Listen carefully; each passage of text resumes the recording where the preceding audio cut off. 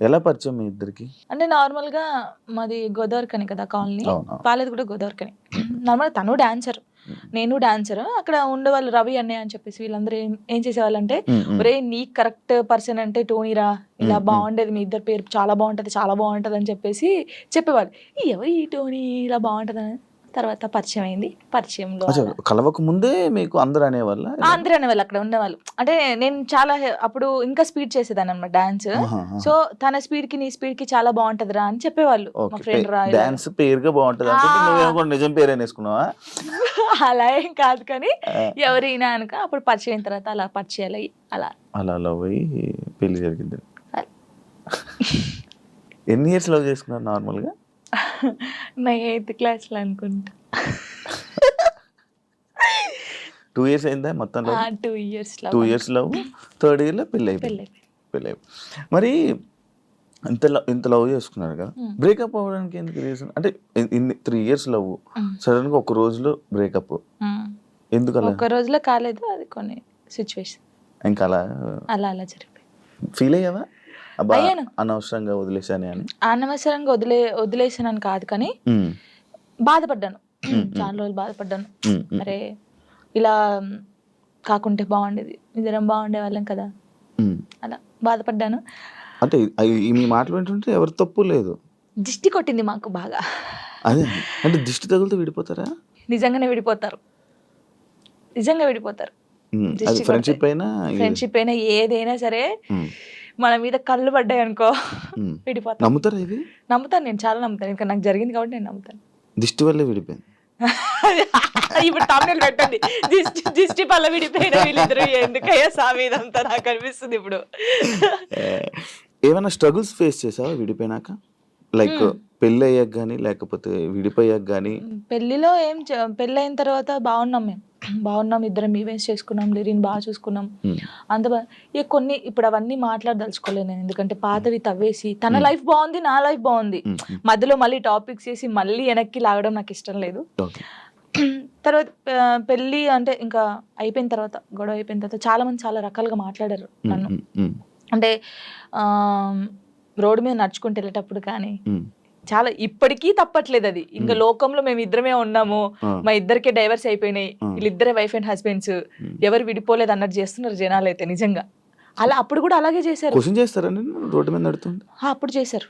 అప్పుడు నేను ఇలా వెళ్తుంటే, అరే నేను మొగుడు వదిలేశారంటారా దీన్ని, ఇది ఏం చేసిందోరా, మొగుడు వదిలేశాడు అని చెప్పి అన్నారు. ఇలా వదిలేసిన తర్వాతనే కదా నాకు ఎక్కువ అలా అలా చాలా స్ట్రగుల్స్ పడ్డాను. ఎవరున్నారు నీకు సపోర్ట్గా అప్పుడు? Mummy daddy. అమ్మ నాన్న ఏమన్నారు? మా మమ్మీ డాడీ అసలు, మా డాడీ గురించి ఎత్తనే ఏడిపోతుంది నాకు. అంటే మా డాడీ ఎలా అంటే, వీళ్ళకి ఎలా ప్రేమ చూసుకోవాలో తెలియదు మా మమ్మీ డాడీకి. ఫస్ట్ ఆఫ్ ఆల్ మా డాడీ గురించి నేను ఎప్పుడు ఎక్కడ మాట్లాడలేదు.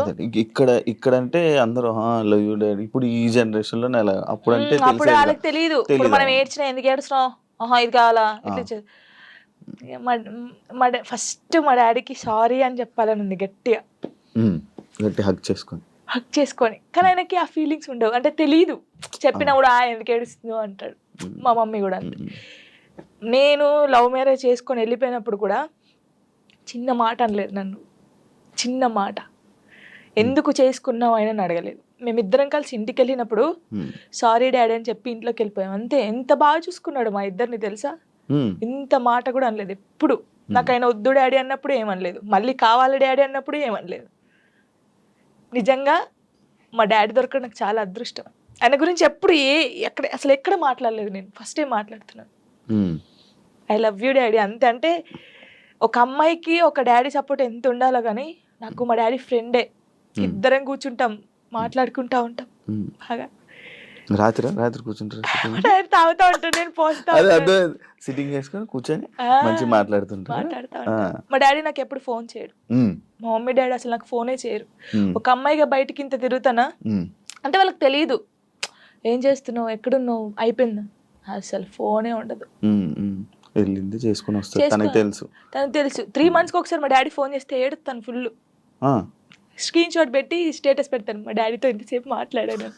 మొన్న నార్మల్ గా ఏడుపు వచ్చేస్తుంటది నార్మల్, లేకపోతే ఒక టాపిక్ ఇక్కడ పెయిన్ ఉంటది కదా, ఇప్పుడు డాడీ గురించి తీసినాకనే పెయిన్ వచ్చింది. అవును, మా డాడీతో నేను అంత ఉన్నాను, మా డాడీతో టైం స్పెండ్ చేయలేకపోతున్నాను. నాకు మా డాడీ లిరి చాలా, వీళ్ళిద్దరు పేరు ఎత్తే నేను ఏడ్చేస్తాను ఫస్ట్. మీ అబ్బాయి అంత ఇష్టమా మీ అబ్బాయి అంటే? చచ్చిపోతాను, వాని కోసమే బతుకుంది నేను. ఇప్పుడు కొన్ని రోజులు అయిన తర్వాత మీ అబ్బాయిని పంపించాలి, నాన్న దగ్గర పంపించాలి అని అంటే పంపించరు. అంటే యాక్చువల్ లా ప్రకారంగా నార్మల్గా కొన్ని ఇయర్స్ అమ్మ దగ్గర, ఎన్ని ఇయర్స్ అని అమ్మ దగ్గర ఉండాలి అని చెప్పి. మీరు అలా అంటే నాకు గుండె అయిపోతుంది. లేదు, జనరల్గా అడుగుతున్నా. లిరి వెళ్ళడు, అమ్మ కాడే ఉంటా అని చెప్తాడు. షోరా? షూర్. నేను ఉంటును, సపరేట్ గా మనతో మీరు మాట్లాడండి, వాడు చెప్పేస్తాడు. వెళ్ళడాడు. అంటే అబ్బాయి ఇష్టం, అబ్బాయి ఇప్పుడు నా ఇష్టం లేదు, తన ఇష్టం లేదు, వాళ్ళు ఇరిగాని అడుగుతారు కదా, మా మమ్మీని వదిలిపెట్టి రానని చెప్తాడు. ఇప్పుడు హ్యాపీయా మొత్తం అంతా, మీ అబ్బాయి మీరు అంతా హ్యాపీ? మేమిద్దరం చాలా హ్యాపీగా ఉన్నాం. అవును, యాక్చువల్లీ పేరెంట్స్ మధ్య జరిగినవి పిల్లలకి చెప్పకూడదు, ఎందుకు వాళ్ళని ఇబ్బంది పెట్టడం అనేసి నార్మల్గా అనుకుంటుంటారు బయట, నార్మల్గా జనరల్గా. నేను ఒక దాంట్లో నేను చూసిన దాంట్లో మీరు చెప్పారు, నాకు జరిగిన లైఫ్లో ప్రతి ఒక్కటి నేను మా అబ్బాయితో షేర్ చేసుకుంటానని చెప్పడం జరిగింది. కరెక్ట్ అనుకుంటున్నారా? కరెక్టే. ఎందుకంటే ఇప్పుడు ఫాదర్ మదర్ ఉన్నప్పుడు ఆ పిల్లలకి అవి తెలియకూడదు. ఫాదర్ లేడు, సో అన్నీ నేనే వానికి. నేనైనప్పుడు నా లైఫ్లో ఏం జరుగుతుందో వానికి ఒక్కనికే తెలియాలి, ఎవరికి తెలియకూడదు. ఇప్పుడు వాడు అబ్బాయి అండి, నార్మల్గా చెప్తున్నాను, వాడు ఇంకొక 5 years అయితే పెద్దగా అవుతాడు. పెద్ద అయిన తర్వాత బయటకు వెళ్తాడు, జనాల గురించి తెలిసిందే కదా, ఎవడో ఒక మాట అంటాడు. అప్పుడు వీనికి ఏం తెలియదు అనుకో, వాడు వచ్చి నన్ను క్వశ్చన్ వేస్తాడు, అమ్మ వాళ్ళు ఇలా అంటున్నారు ఏంటమ్మా అని. వీనికి అన్నీ తెలిసాయి అనుకో, మా మమ్మీ గురించి నాకు తెలుసురా, మీరేంట్రా అనేది, వెళ్ళండిరా అంటాడు. దానికి దీనికి ఎంత ఉంది? సో నా కొడుక్కి నా లైఫ్లో ఏం జరిగింది, ఏం జరగబోతుంది అన్నీ తెలియాలి. నేను వానికి అన్ని షేర్ చేసుకోండి, నాకెవరున్నారు ఇంకా షేర్ చేసుకోవడానికి, వాడు ఒక్కడే ఉన్నాడు. సఫర్ అవ్వడా అసలు వాడు నాకు ధైర్యం చెప్తారు తెలుసా. అవునా? చాలా లిరిని చూస్తే మీరు అలా ఉన్నారు, కానీ చాలా మెచ్యూరాడు, చాలా. మీ తెలివితేటలు ఎక్కువ వచ్చినట్టు బాగా. అసలు వాడు వానితో మాట్లాడితే మీకు అర్థమవుతుంది. అంత బాగా మాట్లాడతాడా? అంత బాగా మాట్లాడతాడు, నాకు ధైర్యం చెప్తాడు. నేను ఏడుస్తే, ఎందుకు ఏడుస్తారా అలా. ఇంకా మరి బాధ వచ్చినప్పుడు ఎవరికి షేర్ చేసుకోవాలి? ఇప్పుడు బయటికి వెళ్తాం, షూట్స్ చేస్తాం, కొందరు మంచిగా మాట్లాడతారు, కొందరు చెడుగా మాట్లాడతారు. అట్లా మాట్లాడినప్పుడు ఇంటికి వెళ్తాను, మనం చూడగానే ఏడుపు వస్తుంది, గట్టిగా పట్టేసుకొని డాడీ ఇలా అన్నారా ఈ రోజు నన్ను, అన్ని చెప్తాను శివ గారు తెలుసా. నేను ప్రతి పిన్ టు పిన్ చెప్తాను వానికి. నేను నాకు ఎవరైనా ప్రపోజ్ చేసినా, ప్రపోజ్ చేశారు రలీరి నాకు అని చెప్తాను నేను, సీరియస్ గా. ఎవడాడు అంటాడు, ఎవడాడు అంటాడు, నాకు నచ్చలేదు రలీరి అని చెప్తాను నేను. ఉండేలే అప్పుడు, చెప్పకూడదు పేరు, నార్మల్ గా అంటే ఎవరికైనా ఉంటారు, నేను కూడా మనిషినే కదా, నాకు కూడా క్రష్ ఉంటారు. నాకు అనుష్క అంటే క్రష్, హీరోయిన్, మీరు హీరోయిన్ క్రష్ చేసి. నార్మల్ గా ఒకరంటే ఇష్టం ఉండే, అంటే వాళ్ళతో ఎప్పుడు మాట్లాడలేదు, నేను వాళ్ళని ఎప్పుడు కలవలేదు, ఎప్పుడు చూడలేదు, కానీ బట్ కొన్ని వీడియోస్ చూసిన తర్వాత వాళ్ళ క్యారెక్టర్ నచ్చి కొంచెం ఇష్టపడ్డాను. ఇప్పుడు ఇది చెప్పారా మీ అబ్బాయికి? చెప్పాను, ఒరే వాళ్ళ క్యారెక్టర్, ఓ అవునా, ఓకే ఓకే. చెప్పాను ఆయనకి, అబ్బాయికా చెప్పలేదు, చెప్పాలని లోపు పెళ్లి అయిపోయింది. సీరియస్ గా ప్రామిస్, ఇది ప్రామిస్, ఇది పెళ్లి అయిపోయింది. అయ్యో దేవుడా, పెళ్లి అయిపోయిందా, ఓకే పర్లేదులే, చూసుకుంటున్నారు కదా వీడియోస్, ఓకే ఫైన్, ఇష్టం కదా చూస్తూ ఉందాంలే అలాగా. ఇంకో మ్యారేజ్ చేసుకోవాలని ఆలోచన లేదు. అంటే దీనివల్ల ఒక 8 months నేను సాంగ్స్ని కొంచెం పక్కకు పెట్టాల్సి వస్తుంది. అండ్ ప్రొడ్యూసర్స్ అందరు చాలామంది కూడా కాల్ చేస్తున్నారు, వాళ్ళందరికీ సారీ. అంటే నా హార్ట్ఫుల్గా నేను సారీ చెప్పుకోవాలి. ఈ టైంలో నేను అగ్రిమెంట్ అయ్యాను కాబట్టి ఒక మంచి ప్రాజెక్ట్తో మేము ముందుకు రావాలి అని, అంటే ప్రేక్షకుల దేవులకు, అంటే వాళ్ళు నన్ను అభిమానించే వాళ్ళందరికీ ఒక పెద్ద బిగ్ సర్ప్రైజ్ తోటి మేము ముందుకు రాబోతున్నాను. అండ్ ప్రొడ్యూసర్స్ కూడా చాలా సారీ అండి, ఒక 8 months తర్వాత నేను బ్యాక్ వచ్చేస్తా, అంతే, నన్ను కొంచెం అర్థం చేసుకోండి. అంటే మీ పేరు చెప్పగానే జనాలకి ఏంటంటే ఒక విషాద గీతాలు, ఏంటంటే అదేదో విరహ ప్రేమికుడు, భగ్న ప్రేమికుడు అంటారు కదా, ఆ పాటలు ఎక్కువ వస్తున్నాయి. అంటే మీరు అట్లా సెలెక్ట్ చేసుకుంటున్నారా, లేకపోతే వస్తున్నాయి అట్లా? అంటే సెలెక్ట్ చేసుకోవడం బ్రాండ్ పడిపోయింది మీకు అట్లా అయిపోయింది. అంతకుముందు స్టార్టింగ్లో ఒక డాన్సర్గా గుర్తించారు, తర్వాత ఒక ఆర్టిస్ట్గా. ఇక రెండు, ఈ టోనీకి ఏజ్ చేసిన డ్యాన్స్ వర్షన్ వచ్చినా వాడు చేయగలుగుతాడు, అండ్ యాక్టింగ్ స్కిల్ కూడా ఉంది. ఇలాంటి బాగా సెట్ అవుతున్నాయి అని చెప్పేసి వాళ్ళు ఓన్ చేసుకొని నాకు ఇవ్వడం జరుగుతుంది. అది నాకు అదృష్టమే చాలా. అంటే నువ్వు ఎప్పుడైనా వేరే క్యారెక్టర్ అయినా వేరే మంచి సాంగ్ ఏదో మామూలు ఊపిన సాంగ్ వేరే ఏమైనా వస్తే జనాలు యాక్సెప్ట్ చేయగలరా? అంటే ఒక బ్రాండ్ పడిపోయింది కదా మీకు, ఇట్లా ఎక్కువ ఈ సాంగ్లే ఏడిపించే సాంగ్లు ఎక్కువ వస్తున్నాయి కదా మీ నుంచి.